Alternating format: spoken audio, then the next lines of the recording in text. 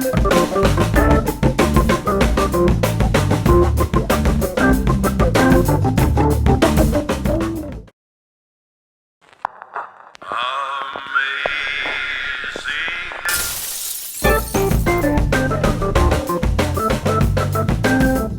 from the Upright Citizens Brigade Theater in beautiful downtown Earth, it's Up Late and Incarnate with God. Tonight's guest, essay contest winner Jimmy DeLuca, Jeff Foxworthy's brother, stand-up comedian Jerry Foxworthy, with Gabriel and his heavenly harp. And now, welcome all the way from heaven, your host on high, God!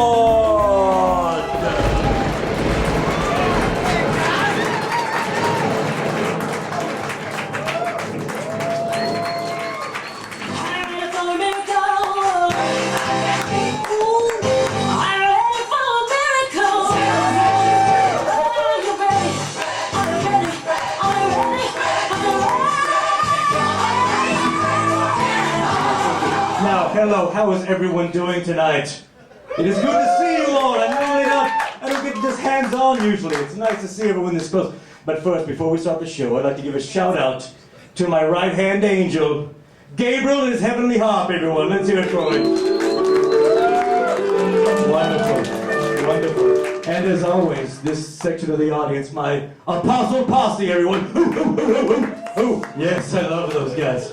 You know, creating the universe was pretty cool. But having my own talk show, I mean, come on. I feel like I'm really doing something with my existence now. Oh, let me tell you something though. Just because all of you came out tonight, I have a very special gift for each and every one of you. And all of you watching at home, I'm taking one thing off your permanent record tonight. Come on, it's like Oprah in here. All right, now let's get right to the news. Now, I heard that the Broadway strike is over. Did you guys hear that? It's great, yes, it's a wonderful thing because now Legally Blonde the musical can continue to disappoint audiences on a daily basis. It's a wonderful, wonderful thing. Now, a lot of people are upset with me because I'm doing my show during the strike, but it was inevitable that I'd cross over the picket line because, well, I'm everywhere all the time, so I had to do it anyway. But don't worry, all my writers are in the WGA, but it's not the same one. They're in the Winged Gilded Angels Union. So it's a different union, totally.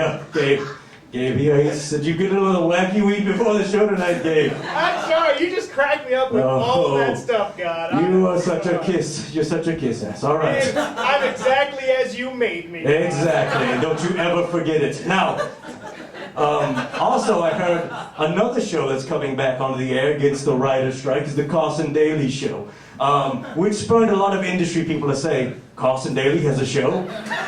So, I also read that the Red Hot Chili Peppers are suing Showtime because they stole the name of their 1999 album, Californication, to use for one of their series. Did you hear about this? Oh, yeah. Yes. Tom, what was his name? Tom Capinos, the producer of the show, said this is erroneous. He'd never even heard of the album before, and so this suit is just frivolous. But to take his mind off the suit, he's going to be working on his new military show. It's entitled Sgt. Pepper's Lonely Hearts Club Band. It should be a great show. Another hit for Showtime. All right. One more here. This is for you, because it's a music thing. Are you ready? I heard that Amy Winehouse had to cancel her tour because of doctor's orders. But that's okay, because it's going to give her a lot of time to do things that she's been putting off, like finishing that salad she started back in 2003. So, that's good. Now let's hear it from Gabe here. Come on, Gabe, let's do it. Play me over to that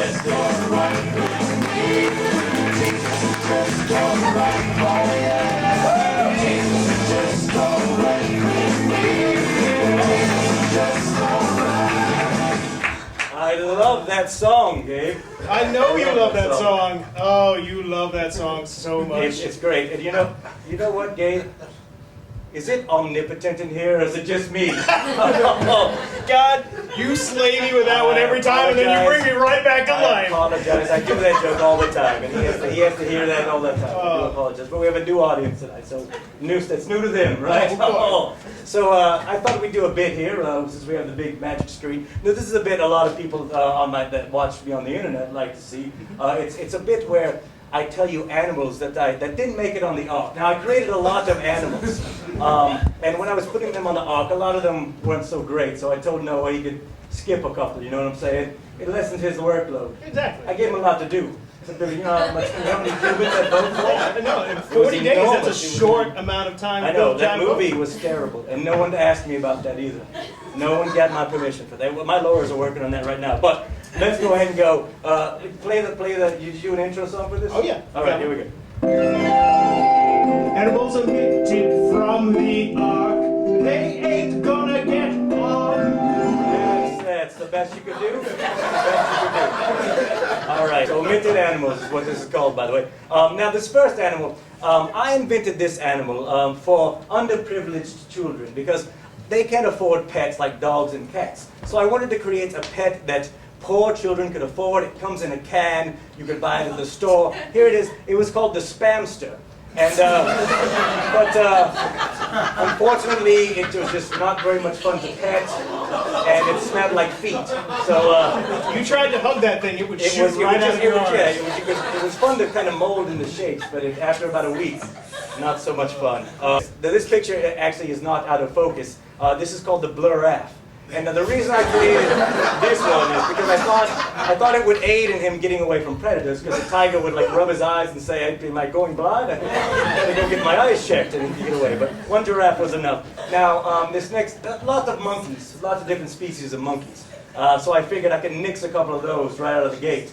And the two most obvious ones were this first one. It's a member of the chimpanzee family, and basically all he did was bitch slap all the other monkeys all the time. The pimpanzee. Now, he was just bitch slap the other monkeys. And the other one I had to get rid of worked in tandem with this guy because he was always selling her services to the other monkeys for bananas, the orangutan. So I had to get rid of that one. Again, the band loved that one. The band that is me. Yes. I love this one. I'm sorry. I got to get a new barometer for my jokes. Well, I love everything you do. And I always will. Oh, so it's your brown nose there, little guy. Now, when I was a younger deity, I loved flatulence, as I think we all did. It was hilarious. But as I grew up, my taste, they blossomed a little bit. I did create an animal, however, when I was in that stage. It's not a good thing to base an animal on. It's a relative of the octopus, the octobut. Had 8 asses, smelled terrible, and left a mess everywhere. So I had to get rid of that. See, I have a question about the octobut, which is, how did Noah stop that from living? I thought you might ask that question, and I don't have an answer for it. So let's go on to the next one. Now everyone likes to laugh, correct? Especially this guy over here, am I right? Everyone likes to laugh. So I thought maybe animals would like to laugh too, right? So I was going to create some stand-up comedian animals to keep the animals laughing. And it wasn't such a great idea when I realized animals don't have the capacity to understand humor. So I had to get rid of them all, except for that laughing hyena, but that guy laughs at everything. He's not like you. So here's the first one here. Ferret Top was the first one I did. He was the prop comedy. The next one I had to get rid of was Polly Boar, and I got rid of him right away. And then, of course, the last one, Great Dane Cook. So, now that I think about it, maybe they weren't laughing at them because they just suck. I don't know. All right, let's move on. Let's move along. Animals omitted from the ark. They ain't gonna get on. I'm warming up to it. Yes, it's all right.